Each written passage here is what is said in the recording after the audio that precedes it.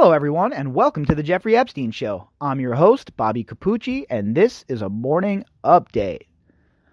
I hope everybody had an amazing weekend. It's Sunday, time to sit around, watch some TV, probably sipping some coffee right now, ate some breakfast or in the middle of eating some breakfast. And to go along with all of that, you have a morning update to chase it down with. How about that, folks? So today we have an article from the Atlanta Jewish Times, and it is about Jeffrey Epstein and him consulting an Atlanta-based attorney a few days before he died. Now, this attorney's name is David Schoen, and he's a relatively high-profile attorney. And in this article, we're going to hear from him and what he has to say about Jeffrey Epstein and Jeffrey Epstein's death, etc., etc. So this article actually came out December 23rd, but I find that it adds more context to Jeffrey Epstein's state of mind before he was found dead. It gives you a kind of an idea of his mindset, and it does not sound to me like Jeffrey Epstein was a suicidal man. Now, does that mean that there's no way he could have committed suicide? Absolutely not. Sometimes you just don't know. You can't tell. You really don't know what's going on in someone's brain. So, is it possible that he committed suicide? Of course it's possible. I definitely believe that it's possible. Now, if you're asking me what my opinion is, I don't really believe that he committed suicide. I believe it's possible, but I don't believe that he did commit suicide. Now, does that mean that I think a hit team came cruising into the room and whacked him? No. But could there have been a conversation about things and Jeffrey Epstein was then left to do the deed? That's possible. Did somebody slip in from somewhere else? Who knows? The cameras were down. I know we have the ever so honorable Barr telling us he saw video and we should just believe everything he says. Well, I'm not going to do that. I refuse to do that. I don't really trust Barr. Certainly don't trust him in this case. I don't trust any of these swamp people who have been around and they're retreads, right? Like I talked about. It's like having an NFL team. And why are you going to hire Wade Phillips as your coach again? We all know that he is not the guy to lead you to the promised land. So why are you hiring Wade Phillips once again? The same goes for Barr. All of these guys, I'm coming out of retirement because I want to serve my country. No, you don't. No, you don't. You crave the power. You crave the status. And that's just it. People like this, people that to get these positions, it's not because they're just, we want to help. No. It's because they crave power. And I don't think Barr's any different from the rest of them. He's shown me nothing to prove that he's a fair arbiter of justice. He has shown me nothing to prove that he's really going to go after this case. And until we get some proof, until Ghislaine Maxwell or Glenn Dubin or Les Wexner or one of these clowns is arrested, then I'm going to keep to the opinion that Barr is diddling his thumbs and not doing a good job. All right? He is not doing enough. There should be arrests in this case already. They've arrested people on much flimsier things, and all of a sudden, the FBI isn't arresting somebody like Ghislaine Maxwell? I don't buy it, folks. I don't buy it, and I don't believe Barr's explanations, okay? Nobody believes Barr like nobody's believing Prince Andrew at this point. Not the polar bears, and not the penguins either.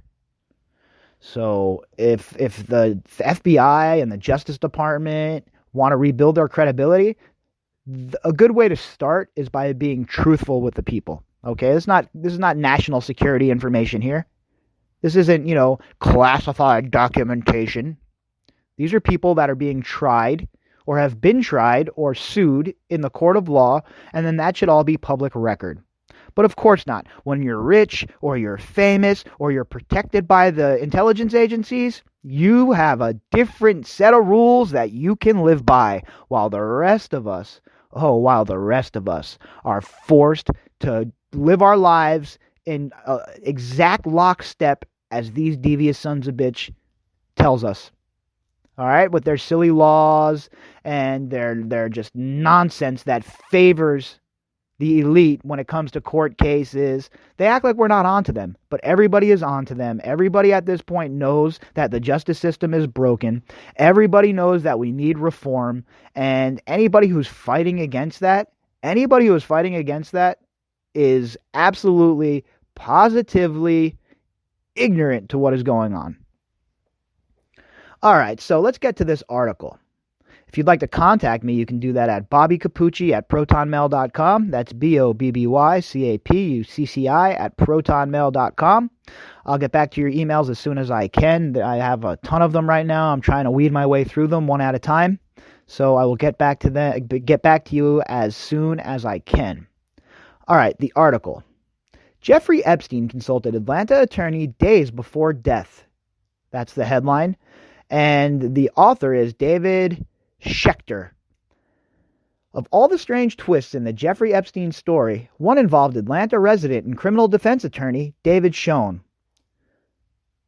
Just days before his death, the 66-year-old financier, pedophile, with an alleged predilection for young girls and a bunch of well-known friends, met with Schoen about his federal sex trafficking case.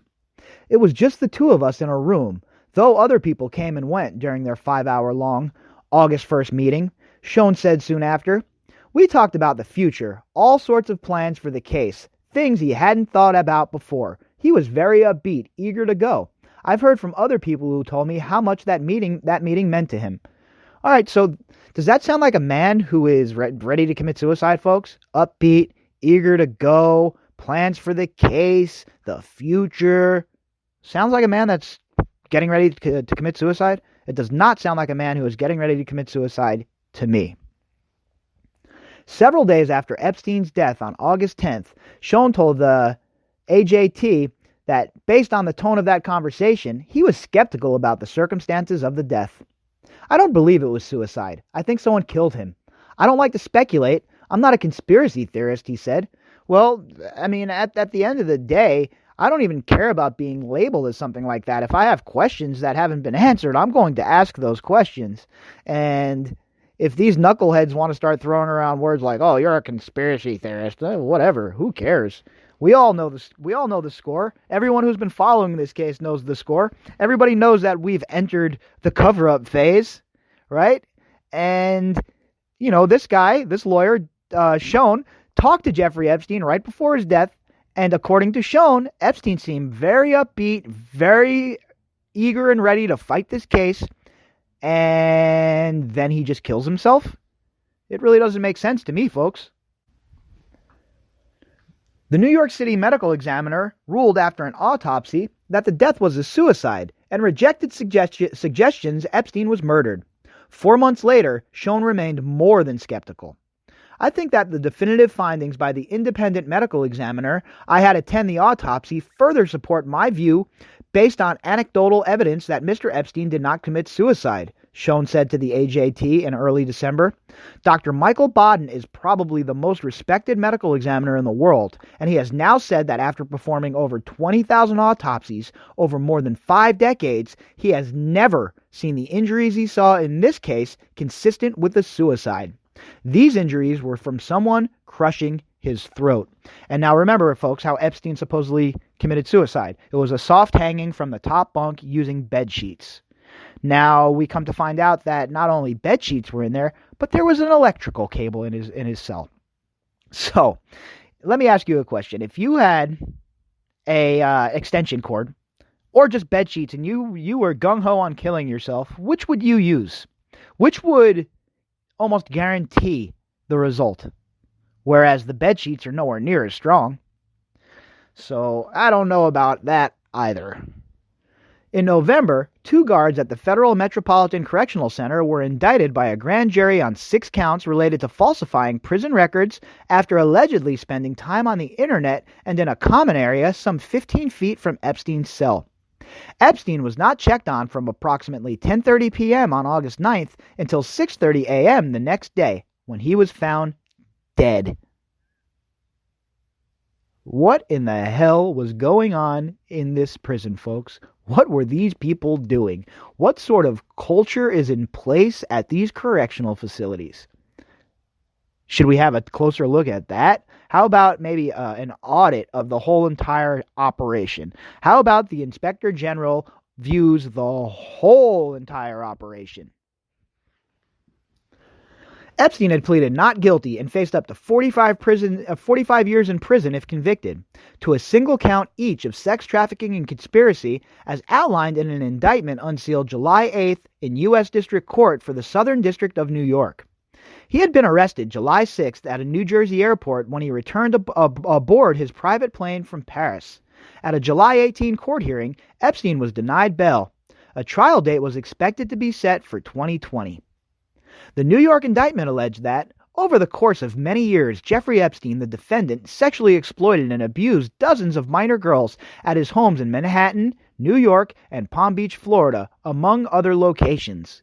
The indictment said that some of the girls were as young as 14 years old. Every time I read that, these girls, the ages of these poor girls and what they went through, it makes me so mad. It makes me so angry, and it makes me feel like I need to shower after reading it. Because let me tell you what, folks. Think about a 14-year-old girl, and then think about what these sick animals did to them. The indictment also stated, in particular, from at least in or about 2002 up to and including at least in or about 2005, Jeffrey Epstein, the defendant, enticed and recruited and caused to be enticed and recruited minor girls to engage in sex acts with him, after which he would give the victims hundreds of dollars in cash. Moreover, and in order to maintain and increase his supply of victims, Epstein also paid certain of his victims to recruit additional girls to be abused by Epstein. Schoen countered that contention. I have sworn testimony a woman gave to the FBI to the effect that she sent many of the girls to Epstein and that he had one rule: no one ever underage. She told each girl, she swore under oath, that they better either be over 18 or have a fake ID, because if he had any reason to believe they were underage, he would throw them out, he said in December. Well, we know that that's not the case. We know that he told the girls to make sure that they did not tell him his age, according to the Palm Beach investigation. So again, the Schoen here is going into lawyer mode and trying to protect Epstein even in his death.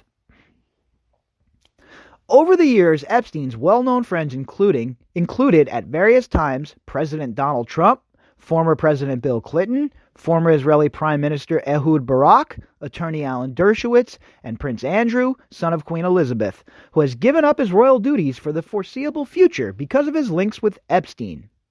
4 months later, it remains shocking to me the number of people coming out of the woodwork to make claims now that he cannot defend himself, and the number of lawyers making a cottage industry out of claims against Jeffrey Epstein. A cottage industry? Really, Schoen? A cottage industry? All these girls who have been molested, and it's a cottage industry? That's all you could come up and say? Come to a conclusion and say?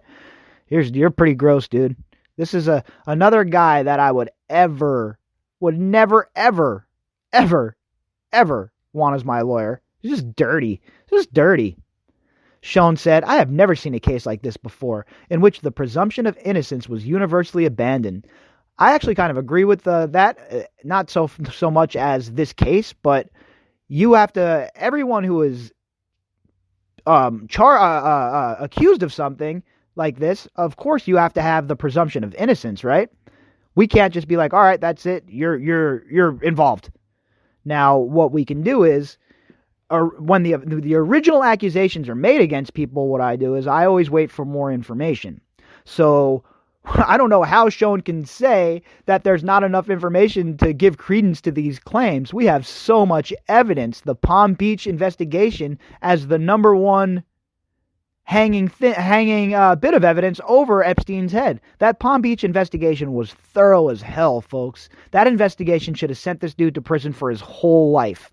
And yet you have this dude Schoen here talking about, oh, there's nothing there. Jeffrey Epstein was innocent. This is all just made up. There's a whole bunch of people just blaming him because he's dead. No, people are coming out and saying that because they don't fear him anymore, Mr. Schoen. Okay? They don't fear him anymore. He's dead. So these girls are coming out and they're telling their stories. And you should be cheering that, Mr. Schoen. I also do not understand the phenomenon of institutions giving back the millions of dollars he gave through his charity. Oh, you don't, huh? You don't understand. Well, then I really don't know what to say to you. If you don't understand why these institutions should give that money back, then you have not been paying attention, sir. This man was evil, disgusting, and he abused little kids. And you think these universities should not give that money back? Give me a break. Give me a break, Doug Schoen. That money was intended to do good, and it should be used to advance the good things for which it was intended. There is no evidence that he made money through illegal conduct. Oh, there's a lot of evidence of it. Okay, where did he get all of that money, Mr. Schoen? Can anybody answer that? Can anybody answer that? How much of that money has he laundered, Mr. Schoen? Can anybody answer that? This guy, Douglas Schoen, is perfect for the Jeffrey Epstein team, folks. Absolutely perfect. He's the perfect kind of scummy. Schoen, who is an Orthodox Jew, said he discussed their common faith with Epstein. We spoke about it a little bit. He was not observant. He was very proud of being Jewish, Schoen said. What does that even mean? Who cares? I don't care what religion he is. I don't care. The guy touched kids. The guy trafficked women. The guy was a piece of shit. All right, Doug Schoen. And I know you're in your lawyer mode and, you want to protect him, and he's dead though, okay? You're not getting any money out of him. You're not getting a paycheck from him. Why are you still protecting him? Anyone at this point that would say that Jeffrey Epstein has not been giving the presumption of innocence is absolutely, positively crazy, okay? Not only was Epstein provided cover by very powerful people, when he was nailed, he got a sweetheart deal. So don't act like your buddy Jeffrey Epstein is being persecuted, okay? The people who truly were persecuted, the people who truly deserve justice in this case, are the girls that were molested by Jeffrey Epstein. The girls that you say are part of a cottage industry, Mr. Schoen. How dare you? How dare you? These girls deserve to be heard. These girls deserve to have a platform. And what these girls do not deserve is another two-bit jackass lawyer like you demeaning them. It's the same strategy the original defense team used to get Epstein that plea deal. All right? Let's totally just destroy these girls' credibility and destroy them by saying that they like to party, they like to have sex, they do drugs, etc., etc. Even though that they're the victims. How dare you? If you'd like to contact me, you can do that at bobbycapucci@protonmail.com. That's BOBBYCAPUCCI@protonmail.com. And if you would like to help support the podcast, you can do that by clicking on the GoFundMe link inside of the description box. Also, before I go, folks, to those of you in Australia that are dealing with these wildfires, wow. As somebody who lives on the west coast of the United States, I thought I knew what wildfires were, but man, oh man, the blaze that you're dealing with, it's just absolutely mind-boggling to see. I hope that all of you are safe and all of your property is safe in Australia, and I hope that these fires are out very, very shortly. All right, everybody, I'll be back later on with some more episodes. Enjoy your Sunday.